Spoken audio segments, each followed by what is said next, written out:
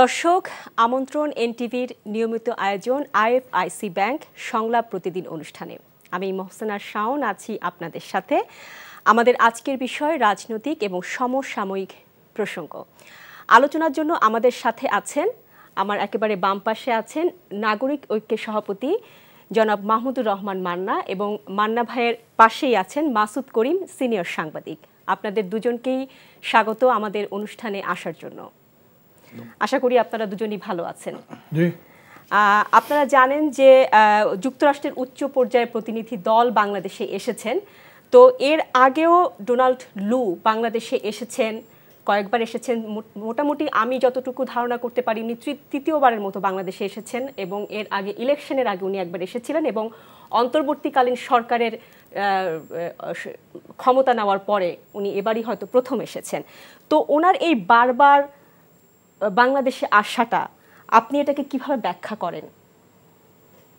মানে ওনার আসাটা তো ওনার আশা না, এটা তো গভর্নমেন্টের পলিসি। আর ওরা মানে আগে থেকে যেমন ইন্ডিয়াকে রিলেট করে প্রোগ্রামটা করতো, এইবার উনি যে আসলেন দিল্লি হয়ে তারপরে এসছেন এবং বাংলাদেশ নিয়ে তারা যে আগের চাইতে অনেক বেশি কনসার্ন সেটা বোঝা গেছে তাদের বিভিন্ন আচরণে উচ্চারণে। বাংলাদেশ আগে হয়তো মানে 6 মাস 9 মাসে একটা লোক আসতো, কিন্তু এবার এত ঘন ঘন আসছে এবং এখানকার নির্বাচন নিয়ে যে খেলাগুলো হলো শেষ পর্যন্ত ইন্ডিয়া মানে যেরকম করে 2+2=4 বক্তৃতা মিটিংয়ের পরে বলা হলো যে ইন্ডিয়া খুবই উদ্বিগ্ন বাংলাদেশের নির্বাচনের প্রেক্ষিতে তাদের সিকিউরিটি এন্ডেঞ্জার্ড হয় কি না। সেই সময় মানে আগে মনে হচ্ছিল যে আমেরিকা বোধহয় এখানে গণতন্ত্রের জন্য একটা সোপান তৈরি করেছে বা করবেই। প্রধানমন্ত্রী তখনকার উনি নিজেও বলেছিলেন যে ওরা যাদের চায় না, যাকে চায় না সে তো ক্ষমতায় থাকতে পারে না। কিন্তু ভারতের ইন্টারফেয়ারেন্সের কারণে হোক বা তাদের হস্তক্ষেপ কারণে হোক নির্বাচনটা শেখ হাসিনার পক্ষে গেছে। তখনই একটা কথা শোনা যাচ্ছিল যে আমেরিকা এই ব্যাপারটাতে খুশি না, আমেরিকা মনে করে ভারত তার সীমার বাইরে গিয়ে কাজ করছে। এবং ভারতের প্রধানমন্ত্রী রিসেন্টলি রাশিয়া সফর করেছেন, যেটি নিয়েও যুক্তরাষ্ট্র বেশ মনক্ষুণ্ণ হয়েছেন বলে জানা গেছে। এটা তো আছে, মানে রাশিয়ার দ্বৈরত্ব চলেই, কিন্তু এইখানকার বিষয় হচ্ছে যে আমেরিকা বাংলাদেশকে ওই বলেছে আমাদের চোখে তাদের দেখতে চাই, সেটা দেখতে পারিনি। এখন যেভাবেই হোক না কেন অভ্যুত্থানের পরে সরকার চলে গেছে, এই নতুন সরকারে তারা খুবই দ্রুত গতিতে আসছে, এটা আমি বলবো। রেসপন্সটা অনেক কুইক। নতুন সরকার আসবার পরে সারা বিশ্বে পরিচিত হয়, যোগাযোগ করে, কথাবার্তা বলে, ইনভাইট করে ওদেরকে, নিজেরাও কেউ যায়। কিন্তু এটা সেই তুলনায় ডক্টর ইউনূস কোথাও যাওয়ার আগেই আমেরিকান এসে গেছে। আমি এটাকে একটু সিগনিফিক্যান্ট মনে করি। তবে সিগনিফিক্যান্সটা কী সেটা সামগ্রিক এই সফর পর্যালোচনা করলে হয়তো কিছু বোঝা যাবে। আমি এখন পর্যন্ত এটার মধ্যে ঠিক পলিটিক্যাল সাইড কিছু বুঝি নাই, কেন তারা প্রধানত অর্থনৈতিক সহযোগিতা বা মানে যেমন হচ্ছে বাংলাদেশের সংস্কারেও তারা পার্টিসিপেট করবে, এই ধরনের ঘটনা। তাতে করে এরা বাংলাদেশের আগামী পুনর্গঠনে, যেহেতু বিরাটভাবে বাংলাদেশের অর্থনীতি মার খেয়েছে, এখন অনেক কষ্টের মধ্যে দিয়ে সামনে যাচ্ছে, এগুলোকে গুছিয়ে তুলতে তারা হয়তো আর্থিক প্রণোদনা, সহায়তা সহ বাজেটারি সাপোর্ট এগুলো দেবে মনে হয়। জনাব মাসুদ করিম, যেটি মান্না ভাই বলছিলেন যে সহকারী মার্কিন পররাষ্ট্রমন্ত্রী ডোনাল্ড লু বাংলাদেশে আসার আগে উনি ইন্ডিয়া সফরে গিয়েছিলেন। তো এই সফরে ভারত থেকে কোনো বার্তা কি তিনি আসলে নিয়ে এসেছেন? ধন্যবাদ। আমাদের দেশে যে সরকার বিদায় নিল শেখ হাসিনার নেতৃত্বাধীন, এই সরকারের ফরেন পলিসিতে আমরা দেখেছি যে এটা মূলত ইন্ডিয়া ওরিয়েন্টেড পররাষ্ট্রনীতি বা ভারতকে তারা কেন্দ্রে রেখে অন্যান্য দেশের সাথে সম্পর্কটা নির্ধারণ করেছে। কিন্তু এই সরকারের, শেখ হাসিনার সরকারের পতনের পরে এখন যে নতুন সরকার এসেছে ডক্টর মোহাম্মদ ইউনূসের নেতৃত্বাধীন, যিনি একজন নোবেল লরিয়েট, তার পলিসিতে আমরা দেখি যে 4টা অগ্রাধিকার। একটা হলো যে আইন শৃঙ্খলা নিয়ন্ত্রণ করা সুন্দরভাবে, আরেকটা হলো অর্থনৈতিক অবস্থার উন্নতি করা, আরেকটা হলো সংস্কার সাধন, বিভিন্ন ক্ষেত্রে প্রাতিষ্ঠানিক সংস্কার, এবং আরেকটা গুরুত্বপূর্ণ, হ্যাঁ সেগুলি এর মধ্যে আছে। তো আরেকটা গুরুত্বপূর্ণ হলো রিব্যালেন্সিং দ্য ফরেন পলিসি, মানে পররাষ্ট্রনীতি যে এক কেন্দ্রিক ভারত কেন্দ্রিক ছিল সেটাকে একটা ভারসাম্যের মধ্যে নিয়ে আসা। এবং শেখ হাসিনার আমলে ওয়াশিংটনের সাথে সম্পর্ক খুবই খারাপ ছিল, এবং সেই খারাপ জায়গাটায় এখন যারা এসছে তাদের সাথে ঠিক রিভার্স, খুব ভালো সম্পর্ক ডক্টর ইউনূসের সাথে বা তার ক্যাবিনেটের যারা আছেন। দেখবেন যে ওদের আমেরিকার সাথে সম্পর্ক খারাপের দু একটা কারণ আছে। একটা কারণ হলো যে ওরা যেগুলি মূল্যবোধে বিশ্বাস করে, যেমন মানবাধিকার, যেমন গণতন্ত্র, যেমন স্বচ্ছতা, দুর্নীতি দূর করা, এই সমস্ত ইস্যুতে তারা বেশ কনসার্ন ছিল। বিশেষ করে এই যে গুম হয়ে যাওয়া, তারপরে বিচার বহির্ভূত হত্যাকাণ্ড। তো এই যে ক্যাবিনেট যেটা গঠিত হলো, উপদেষ্টাদের একটা বিরাট অংশ মানবাধিকারের মানে সংরক্ষণের জন্য কাজ করেছে, আমেরিকার সাথেই কাজ করেছে। আমি কয়েকজন নামও বলতে পারি, যেমন ধরেন মিস্টার আদিলুর রহমান শুভ্র, উনি অধিকার নামক একটি এনজিওর মাধ্যমে শ্রমিক অধিকার অন্যান্য বিষয়ে কাজ করেছেন, আমেরিকার সাথেই কাজ করেছেন, ওদের অর্থায়নের কাছে। তো এইসব দিক থেকে আমি দৃঢ়ভাবে বিশ্বাস করি যে এই সরকারের সাথে আমেরিকার সম্পর্ক খুব ভালো হবে। আরেকটা জিনিস আমি বলবো যে এখানে রিব্যালেন্সিং হবে, যেহেতু আমেরিকামুখী সরকার হওয়ার সম্ভাবনা দেখা দিয়েছে, সেই ক্ষেত্রে চায়নার সাথে, যাদের সাথে ভূ রাজনৈতিক কারণে আমেরিকার একটা সাংঘর্ষিক অবস্থান আছে, তো সেই ক্ষেত্রে এটাকেও হয়তো আরও গুরুত্ব দিবে আমেরিকাকে। এটা হয়তো সামনের দিনগুলিতে হয়তো ক্রমশ প্রকাশ পাবে। এই মুহূর্তে আমরা যেটা দেখলাম যে এই সরকারকে সাপোর্ট দিতে চান, এবং ডোনাল্ড লো এটা সাউথ এবং সেন্ট্রাল এশিয়া বিষয়ক উনি অফিসার মার্কিন পররাষ্ট্র দপ্তরের। সুতরাং এখানে আসাটা প্রথমত রুটিন, আর দ্বিতীয়ত উনি যখন একটা অঞ্চলে যান ঠিক সিঙ্গেল কান্ট্রি সফরে ওনারা যান না, তারা যান হলো এই দুই চারটা মিলিয়ে। তো এইখানে এই সব সরকারটা দায়িত্ব নেওয়ার পরে কয়েকটা কারণে ইন্ডিয়ার সাথে সম্পর্কটা একটু আমি কি বলবো যে পুনর্মূল্যায়িত হয়েছে। এবং সেখানে দেখা যাচ্ছে যে এখানে যিনি ছিলেন প্রাইম মিনিস্টার শেখ হাসিনা, উনি ক্ষমতাচ্যুত হওয়ার পর ভারতে আশ্রয় নিয়েছেন। আশ্রয় নেওয়াটা নিয়ে তেমন কোনো কথা না থাকলেও সবচেয়ে বড় কথা এই সরকার তুলছে যে উনি ওখানে থেকে রাজনৈতিক মন্তব্য করেছেন, তারা এটা পছন্দ করছেন না, এবং ইন ফিউচার যদি তারা ট্রাইব্যুনালে বিচারের ব্যবস্থা করেন সেখানে ওনাকে ফিরিয়ে আনার ব্যাপারেও তারা হয়তো করতে পারে। তো এই সমস্ত বিষয় নিয়ে আছে, এবং তাদের সিকিউরিটি স্ট্র্যাটেজি, জিও পলিটিক্যাল ব্যাপার এবং চায়নার সাথে ব্যাপার, এইসব বিষয় নিয়ে কিন্তু একটা রিব্যালেন্সিং বা একটা পুনর্মূল্যায়িত ব্যবস্থাপনার দিকে যেতে পারে। তো সেই জায়গায় ওনারা হয়তো বোঝার চেষ্টা করেছেন যে ইন্ডিয়া অ্যাকচুয়ালি কীভাবে দেখছে ইউনূসের সরকার, যদিও তারা ওয়েলকাম করেছে। এবং আমি যেটা বুঝি যে ইন্ডিয়ার সাথে যেহেতু 4000 কিলোমিটারের বেশি স্থল সীমান্ত আছে, সমুদ্র সীমান্ত আছে, যে কোনো সরকার এখানে আসুক ওয়ার্কিং রিলেশন থাকবেই। হয়তো ওয়ার্ম রিলেশন যেটা শেখ হাসিনার সময় ছিলেন সেই জায়গাটা হয়তো নাও থাকতে পারে, কারণ এখানে পারস্পরিক শ্রদ্ধার বিষয় আসতে পারে, যেমন মানে রিসিপ্রোসিটির কথা আসতে পারে। যেমন আমরা সহযোগিতা করলাম সিকিউরিটির জন্য ইন্ডিয়াকে, আমরা হয়তো প্রত্যাশা করতে পারি যে এর বিনিময়ে ওয়াটার রিসোর্সের একটা সমান বন্টন, সেই জায়গা কিন্তু হচ্ছিল না। তো এই জায়গাগুলিতে হয়তো একটা নতুন ব্যবস্থাপনা, মানে এটাকে যুক্তরাষ্ট্র কি বাংলাদেশকে সহযোগিতা করবে যে তিস্তার যে পানি বন্টন যেগুলো আছে? না, এটা তো যুক্তরাষ্ট্রের হাতে নাই, এটা তো ভারতের হাতে। কিন্তু আমি যেটা বলতে চাই, ভারতের হাতে, কিন্তু যুক্তরাষ্ট্র কি সেখানে কোনো রকমের হস্তক্ষেপ বা সহযোগিতা করার কোনো না, এখানে যুক্তরাষ্ট্রের সহযোগিতা করার কোনো ব্যাপার নাই। আমি বলছি ভারতের সাথেই ওটা অন্যভাবে জিনিসটা ব্যবস্থাপনাটা হবে, যেটা আগে যেভাবে ছিল এরা হয়তো একটু হার্ড লাইনে যাবে, কিন্তু তাতেই যে সমস্যার সমাধান হবে কি হবে না সেটাও বলা যায় না, কারণ সম্পর্ক আরও বেশি ল লেভেলে যাবে, যেটা হয়তো ওয়ার্কিং রিলেশন শুধু থাকবে, যে একসঙ্গে তারা কাজ করবে।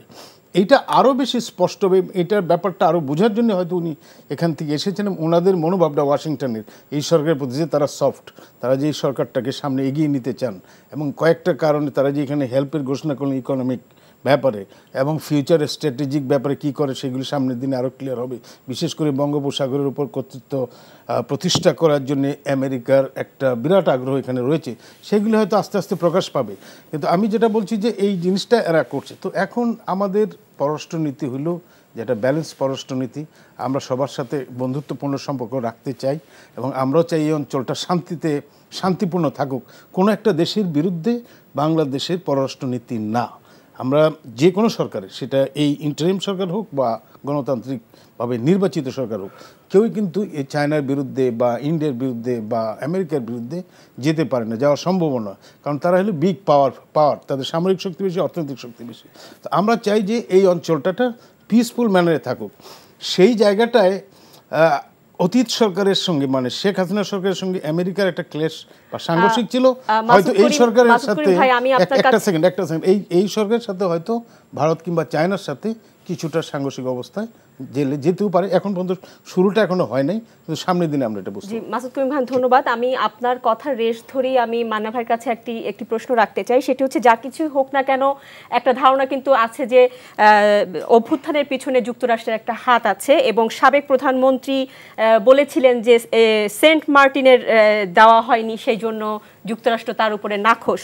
তো এটা নিয়ে আসলে অনেক ধরনের আলোচনা সমালোচনা অনেক কিছুই হয়েছে।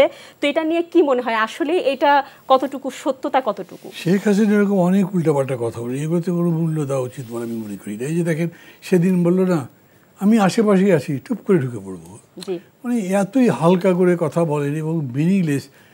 উনি বাংলাদেশের প্রধানমন্ত্রী ছিলেন, যেমনি থাকুন 15 বছর, এবং তার সবচেয়ে নিকটতম বন্ধুর ওখানে গেছেন। তারা তাকে জাস্ট বর্ডারের ওখানে পাশে কোথায় রাখবে, তারা কিন্তু সবাই জানে যদি দিল্লির আশেপাশে আছেন, সেটা যে জায়গাতেই হোক। এই কারণে আমি ওই যে আগে একটা কথা বলেছি আপনাদের, ওই পদ্মা ব্রিজের উপরে কি বেগম জিয়ার কথার প্রেক্ষিতে বলছে, টুস করে ফেলে দিলে বুঝতে পারবে। মানে উনি এইরকম কথাই বলেন, এগুলোর কোনো মিনিং ক্যারি করে বলে আমি মনে করি না, একেবারেই মনে করি না। জি, ধন্যবাদ আপনাকে। জনাব মাসুদ করিম, আমি একটি প্রশ্ন আপনার কাছে রাখতে চাই। সেটি হচ্ছে, দুই দেশের মধ্যে যখন একটি রিলেশন হয় তখন আসলে দেনা পাওনার একটি বিষয় কিন্তু থেকে যায়। তো যুক্তরাষ্ট্রের এই সফরের ক্ষেত্রে আমাদের কাছে কি আসলে তাদের কোনো পাওনা আছে বা পাওয়ার কিছু আছে কিনা? অবশ্যই আছে, এটা দুই পক্ষেরই আছে পাওয়ার। একটা হলো যে আমেরিকা আমাদের জন্য অত্যন্ত গুরুত্বপূর্ণ, যদি মানে পারস্পরিক সম্মানের সাথে গুরুত্বপূর্ণ। কি কারণে? যে আমেরিকায় আমাদের গার্মেন্টস, যেটা এক্সপোর্ট আয়ের প্রধান খাত, ইতিমধ্যে জিএসপি সুবিধা দেওয়ার কথা কিন্তু এসছে এর মধ্যে। এটা জিএসপি সুবিধা দেওয়ার কথা প্রতিবারই আসে, এবারও আসছে, কিন্তু কথা আসলেই তো জিএসপি সুবিধা ফিরিয়ে দিবে না। যে সমস্ত ক্রাইটেরিয়ায় তারা এটা বন্ধ করেছে, আমি বললাম যে শেখ হাসিনার আমলে যেগুলি বন্ধ হয়েছে, মনে করেন জিএসপি বন্ধ হয়েছে কিংবা র্যাবের উপর স্যাংশন হয়েছে, আরও যা যা হয়েছে, এটা শেখ হাসিনা পদত্যাগের মাধ্যমেই সমাধান হয়ে যাবে না। এটা ওনারা যদি তখন প্রিকশনারি মেজার্স নিতেন সেটা অন্য কথা, কিন্তু নেন নাই। তো সুতরাং এটা বাংলাদেশের উপরে এসছে, এখানে কে সরকার আছে সেটা হয়তো সফট রেটরিক হতে পারে। জনাব মাসুদ করিম, আপনি দেনা পাওনার বিষয়ে আমরা ছিলাম, খুব সংক্ষেপে যদি আপনি বিষয়টি শেষ করতেন, যেহেতু আমাদের এখনো শেষ হয়নি। না, আমি যেটা বলবো যে বাংলাদেশের গার্মেন্টসের সবচেয়ে বড় রপ্তানির ডেস্টিনেশন হলো যুক্তরাষ্ট্র। যদিও গ্রুপগতভাবে ইউরোপ বেশি, কিন্তু সিঙ্গেল কান্ট্রি হিসেবে আমেরিকা সবচেয়ে বড় গার্মেন্টস রপ্তানি খাত। তাছাড়াও প্রচুর বাংলাদেশি আমেরিকায় থাকেন, যে কারণে তাদের কাছ থেকে প্রচুর সংখ্যক রেমিটেন্সও আছে, যেটা অনেক সময় এক নম্বরও হয়ে যায়। যদিও সৌদি আরবের চেয়ে কম লোক এখানে থাকে, কিন্তু রেমিটেন্সটা বেশি আসে আমেরিকার থেকে। কখনো কখনো এক নম্বর হয়ে যায়, 2-3 নম্বরে তো সবসময় থাকে। তো এইসব নানা দিক থেকেই আমেরিকার সাথে সম্পর্কটা আমাদের গুরুত্বপূর্ণ, বিশেষ করে গ্লোবাল পাওয়ার হিসেবে তাদের সঙ্গে সম্পর্কের ব্যালেন্স করা আমাদের দরকার। আর ওদের দিক থেকেও কিন্তু আমরা গুরুত্বপূর্ণ, এটা হলো ভূ রাজনৈতিক কারণে। ওদের প্রচুর টার্গেট হলো এখানে চায়না বা মিয়ানমার, এই সমস্ত দেশগুলির সাথে তাদের সম্পর্কটা ভালো না। তো সেই জায়গায় এখানে তাদের দক্ষিণ এশিয়ায় তাদের একটা পিওর মিত্র দরকার। যদিও ইন্ডিয়াকে তারা কি বলবো, কোয়াডের মাধ্যমে সামরিক ক্ষেত্রে অ্যালায়েন্স আছে, কিন্তু ইন্ডিয়া কিন্তু তার ন্যাশনাল ইন্টারেস্টের বাইরে যাবে না। কখনো কখনো রাশিয়ার থেকেও তারা তেল আমদানি করে অন্যান্য তাদের শত্রুদের সাথে। ওনারা ইন্ডিয়া মনে করে তার জাতীয় স্বার্থ সুরক্ষার জন্যে যাকে যতটুকু প্রাধান্য দেওয়া দরকার সেটা দেয়, সুতরাং ফুল অ্যালাই তারা না। তো ওরা এই অঞ্চলে একটা আমেরিকার ফুল মিত্র চাচ্ছে, যেটাকে তারা মনে করে বাংলাদেশ হইলে হইতে পারে, সেই জন্যে তারা এই দেশটা গুরুত্ব দিচ্ছে। আর যেটা বলবো যে বঙ্গোপসাগরের উপর আধিপত্য বিস্তার বা ভারত মহাসাগরের উপর আধিপত্য বিস্তার, এইটা হইল ওদের ফরেন পলিসির কেন্দ্রে আছে, যেটা তারা নির্ধারণ করেছে ইন্দো প্যাসিফিক স্ট্র্যাটেজি নামে। সো এসব দিক থেকে বাংলাদেশের গুরুত্ব তাদের কাছে অপরিসীম। জি মান্না ভাই, আপনার কাছে আসছি।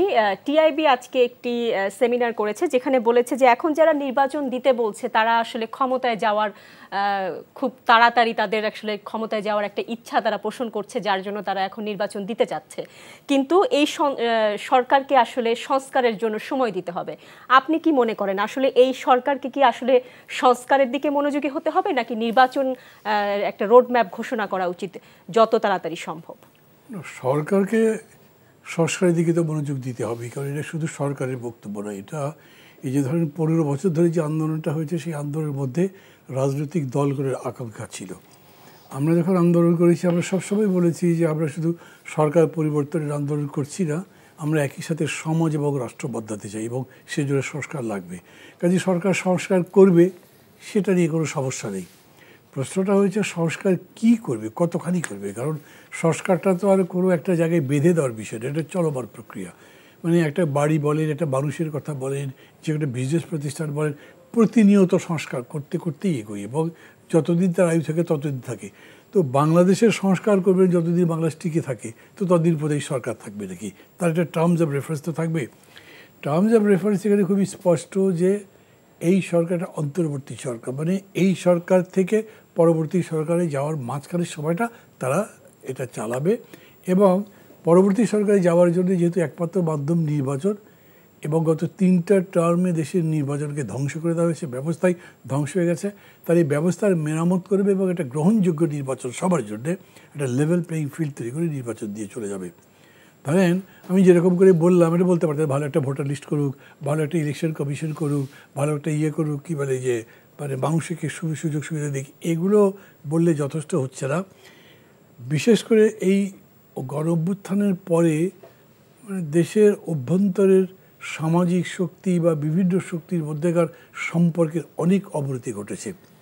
পুলিশ এত অত্যাচার করেছে, সরকার দলবাজি করেছিল, দলীয়করণ করার মধ্যে দিয়ে পুলিশ অমানুষের মতো কাজ করেছে এবং তার বিপক্ষে মানুষ জেরে করে দাঁড়িয়েছে সেটা দেখেছেন। পুলিশ পাখির মধ্যে মানুষ পেয়েছে, মানুষ পারলে তাদেরকে বেড়ে গাছে টাঙিয়ে রেখেছে।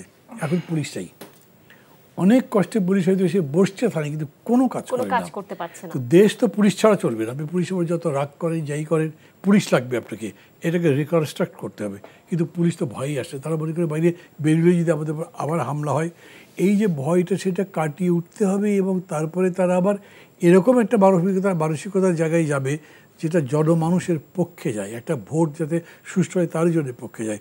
পুলিশ তো ঘুষ খেয়ে অভ্যস্ত হয়ে গেছে। পুলিশ মানুষের উপরে লাঠি পেটা করে, এমনকি গুলি করেই তারা মনে করে খুব বেশি তারা দায়িত্ব পালন করেছে। প্রধানমন্ত্রী তখনকার শেখ হাসিনা বলেছিলেন না যে আমি অস্ত্র দিয়েছি কি পকেটের মধ্যে রাখবার জন্যে, মানে গুলি করবার জন্য অস্ত্র দিয়েছি। এবং এই যে আপনার আবু সাঈদ রংপুরে যে মারা গেল, জাস্ট বোঝার একটা ট্রিয়ার হ্যাপি পুলিশ একটা, ওটা করেই করছে। আপনি ওইটা ঠিক করবেন। ব্যুরোক্রেসির মধ্যে দেখেন কী অবস্থা, জনপ্রশাসন বলতে ওইটাও কিছু নাই, ডিসিরা নিজেরা মারামারি করছে পোস্ট নিয়ে। এবং এর বাইরে অন্যান্য বহু ক্ষেত্রে অসন্তোষ ইত্যাদি আছে, সবগুলো আপনাকে অ্যাড্রেস করতে হবে। খুব সহজ ব্যাপার না, কিন্তু বলতে হয়তো কম লাগবে, কিন্তু ক্যানভাসটা অনেক বড়। তারপরে আবার আছে, আপনি একটা ভালো অনুষ্ঠান যদি করতে যান তাহলে ব্ল্যাক পানির প্রভাবটা কমাতে হবে, অর্থনীতির উপরে আপনার সংস্কার করতে হবে, দুর্নীতি বন্ধ করতে হবে। আরও আছে, আপনি একটা নির্বাচন করবে সেটা টেকসই তো হতে হবে। আবার 1 মাস পরে 1 বছর পরে স্বৈরতন্ত্র ফিরে আসলো, তার চেক কী? সেখানে আপনাকে ডিসেন্ট্রালাইজেশন করতে হবে, এক ব্যক্তির হাতে যে ক্ষমতা আছে প্রচণ্ড সেটা কমাতে হবে, চেক অ্যান্ড ব্যালেন্স করতে হবে, সংসদের জবাবদিহিতা লাগবে, মন্ত্রী পরিষদ প্রধানমন্ত্রীর জবাবদিহিতা লাগবে। তার মানে বহু ক্ষেত্রে হয়তো কনস্টিটিউশনকেও আপনাকে টাচ করতে হবে। এই কারণে আমি বা আমার দল ব্যক্তিগতভাবে সংগঠনগতভাবে মনে করি যে এইখানে কোনো সীমা বেঁধে দেওয়া দরকার নেই। এখন বিএনপিও তাই বলছে, সীমা বেঁধে দিচ্ছি না, কিন্তু ওনারা বলবেন তারা কি কি করতে চান সেটা বলেছেন উনি 6টা কমিশন করার মধ্যে দিয়ে। যদিও আমি মনে করি 6টা কমিশনে হবে না। যেমন ধরেন এই যে ডিসেন্ট্রালাইজেশনের জন্য কমিশন নেই, লোকাল গভর্নমেন্টের ব্যাপারে কোনো কমিশন নেই। যদিও ডক্টর ইউনূস আমেরিকানদের সঙ্গে এবং অন্যান্য বিদেশিদের সাথে কথাবার্তা বলে খুব একটা জিনিস বলার চেষ্টা করছেন বোধহয়, বা আমি জানি একটা এজেন্ডার মতো আনছেন যে তারা যে সমস্ত পাচারকৃত অর্থ সেটা ফেরত আনবেন। একটা বড় ধরনের কোনো কৃতিত্বের ব্যাপার এই হবে। প্রশ্নটা আমি রাখতে চাচ্ছিলাম যে পাচারকৃত অর্থ ফেরত আনা, পাচারকৃত অর্থ ফেরত আনাটা কি আসলে খুব একটা সহজ কাজ? না, সহজ নয়, কিন্তু ওরা যেরকম করে কমিটমেন্ট করছে যদি সেটা একটা রোড ম্যাপও তো নিশ্চয়ই আছে পাচারকৃত। রোড ম্যাপ তো আছে, কিন্তু রোড ম্যাপের সাথে বড় কথা কি, ধরেন ম্যাক্সিমাম মানি যেটা আপনার সাইফন্ড আউট হয়েছে বিদেশে চলে গেছে, সেগুলো রেখেছে কোথায়? মোস্টলি আমেরিকান ব্যাঙ্কগুলোতে বা ইউরোপের অন্য ব্যাংকে, মিডল ইস্টের ব্যাংকে।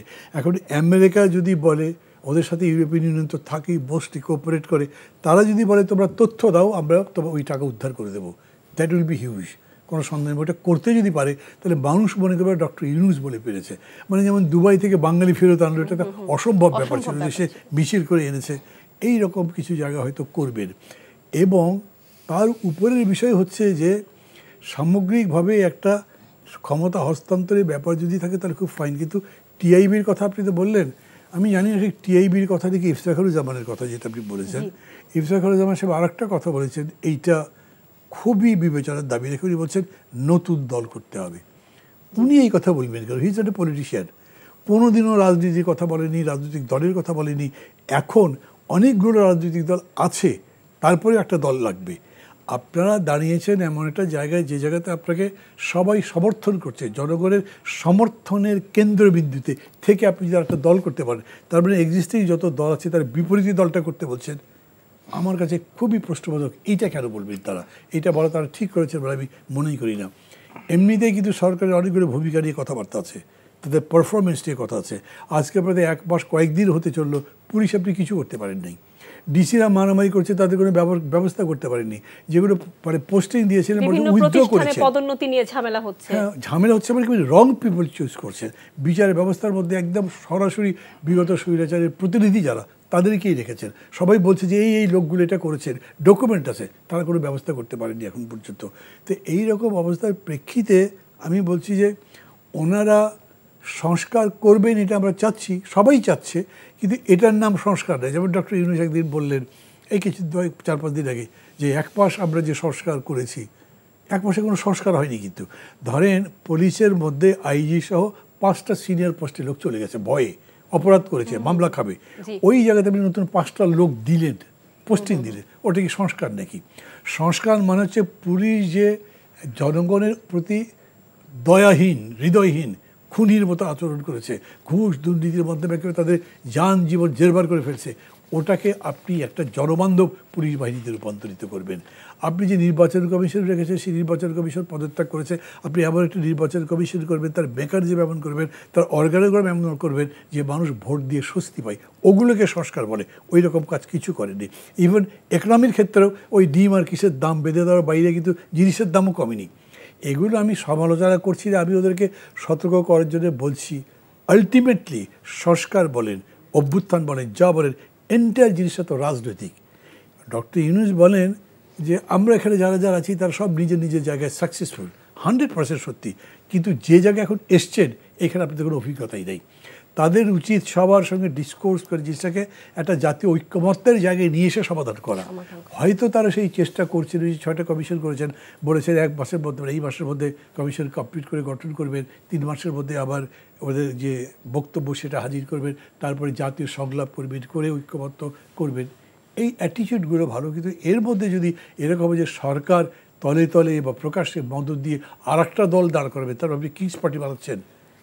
মান্না ভাই, আমি আপনার কাছে আসবো আবারও। আমি মাসুদ করিম ভাইয়ের কাছে একটু জানতে চাই, মামলা মোকদ্দমা হচ্ছে, এটা খুবই স্বাভাবিক। রাজনৈতিক দলের ক্ষেত্রে রাজনীতি যারা করেন তারা মামলা মোকদ্দমার মধ্যেই থাকেন। আসলে আপনি একজন সিনিয়র সাংবাদিক, 32 জন সাংবাদিকের নামেও কিন্তু মামলা হয়েছে, এবং আমরা দেখেছি যে ফ্যাসিস্ট আওয়ামী লীগের যারা নেতাকর্মী আছে তাদের নামেও বিভিন্ন মামলা মোকদ্দমা হচ্ছে, এবং বেশিরভাগই হচ্ছে হত্যা মামলা। তো এই জিনিসটাকে আপনি কিভাবে দেখছেন? এই জিনিসটাকে আমি বলবো যে যদি অপরাধ করে তাহলে তো অপরাধের জবাবদিহিতার মধ্যে অবশ্যই আনতে হবে, কিন্তু অ্যাট দ্য সেম টাইম এটা বলবো যে গড়পড়তা মামলা যদি করা হয় তাহলে এই অপরাধগুলি হয়তো অপরাধী যারা তারা ফাঁকগুলি চলে যেতে পারে, এবং নিরীহ মানুষ যারা তারা হয়তো ফেঁসে যেতে পারে। আমি বলি করি প্রত্যেকটা ঘটনাই কিন্তু সুনির্দিষ্টকরণ করতে হবে। যদি একটা লোক দুর্নীতির অপরাধ করে তার নামে খুনের মামলা দেওয়া যাবে না, আবার যদি যে লোকটা খুন করেছে তাকে আবার অন্য মামলা দেওয়া যাবে না। এইখানে যেটা আমরা দেখতে পাচ্ছি, যেগুলি খবরগুলি আসছে, এই খবরগুলিতে দেখা যাচ্ছে যে এলাকায় কোনো একজনের সাথে বিরোধ আছে, কিংবা একটা লোক ব্যবসা বাণিজ্য করে, তো তার কাছ থেকে টাকা আদায় করে মামলার মধ্যে ঢুকে দেওয়া হচ্ছে। একটু সংক্ষেপে বলবেন। তো সেটাই আমি বলছি যে এটা সুনির্দিষ্টকরণ করতে হবে যাতে আমরা এটা সত্যিকার বিচারটা হয়। আর যদি গড়পড়তায় এগুলি করা হয় তাহলে এটা অগ্রহণযোগ্য হবে এবং অনভিপ্রেত হবে। মান্না ভাই, আপনার সাথে যে কথাটা আমরা বলছিলাম এর আগে, সেটা রেশ ধরে আমি আরেকটি প্রশ্ন করতে চাই। আজকে যে বিএনপি মহাসচিব যে কথাটি বলেছেন যে ক্ষমতায় যদি থাকতে চায় দীর্ঘদিন যাবত এই অন্তর্বর্তীকালীন সরকার, সেটা জনগণ মেনে নেবে না, কিন্তু এবং আরও একটি কথা তারা বলেছেন যে এই সরকারের ভেতর থেকেই একটি নতুন দল গঠন করার একটা কথা তারা বলেছেন। তো এই নতুন দল যদি তারা গঠন করতে চায় এই সরকারের ভেতর থেকে, অন্তর্বর্তীকালীন সরকারের ভেতর থেকে, তাহলে কি অন্তর্বর্তী সরকার তার গ্রহণযোগ্যতা হারাবে না? কি মনে করছেন আপনি? খুব সংক্ষেপে বলবেন। এটা আনইথিক্যাল। তো আপনি ক্ষমতা ব্যবহার করে দল করবেন কেন? আপনি অন্তর্বর্তী সরকার, অন্তর্বর্তী ব্যবহারই করেন, আপনি পরবর্তী ব্যবহার করতে যাচ্ছেন কেন?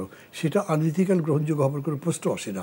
আর তারা দল করবেন এটা উনি মানে মির্জা ফখরুল বলেছেন সেটা বলে কথা না, তো উনি যে কমিশনের চেয়ারম্যান করেছেন তারা বলছে, যে ছাত্র আন্দোলন করছে তারা বলছে দল করছে, এবং এই ছাত্রদের মধ্যে অনেক উপদেষ্টা আছে, তারা বাইরে বাইরে সভা করে বেড়াচ্ছে, সেখানে পুলিশ প্রোটেকশন দেওয়া হচ্ছে, এগুলো তো করছে। দল করে তারা করতেই পারে। ইন্ডিপেন্ডেন্ট কেউ যদি আজকে দল করে, ধরেন সরকারের সাথে কোনো যোগ সাজস নাই, তারা বলবে আমরা একটা দল করতে চাই, হি হ্যাজ এভরি রাইট, করতেই পারেন তিনি। কিন্তু ক্ষমতা নিয়ে যদি করেন তারপর একটা কিংস পার্টি আগের সিস্টেম হলো, এইটা একেবারেই অনভিপ্রেত। জি, মাহমুদুর রহমান মান্না ভাই, আপনাকে অসংখ্য ধন্যবাদ, এবং মাসুদ করিম ভাই, আপনাকেও অসংখ্য ধন্যবাদ আমাদের স্টুডিওতে এসে আমাদেরকে সময় দেওয়ার জন্য। আপনাদের মূল্যবান সময়ে আমরা অনেক গুরুত্বপূর্ণ বিষয় নিয়ে আজকে আলোচনা করেছি। সময় স্বল্পতার জন্য হয়তো আমরা আরও অনেক বিষয় নিয়ে আলোচনা করতে পারিনি। আশা করি পরবর্তীতে আবারও আপনাদেরকে পাবো। দর্শক, এই ছিল আইএফআইসি ব্যাংক সংলাপ প্রতিদিনের আজকের আয়োজন। এতক্ষণ আমাদের সাথে থাকার জন্য আপনাদের সবাইকে ধন্যবাদ।